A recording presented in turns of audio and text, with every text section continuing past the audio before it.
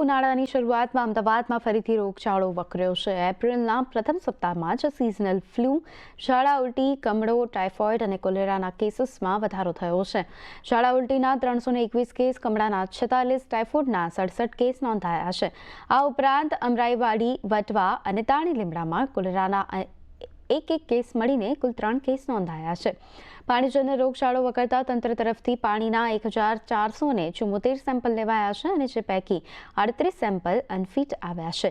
આ ઉપરાંત ગરમીને કારણે વકરેલા રોગચાળાને લઈને સિઝનલ ફ્લૂના એપ્રિલ મહિનામાં જ 49 કેસ નોંધાયા છે, જે પૈકી સૌથી વધુ કેસ પશ્ચિમ અને ઉત્તર ઝોનમાં નોંધાયા છે।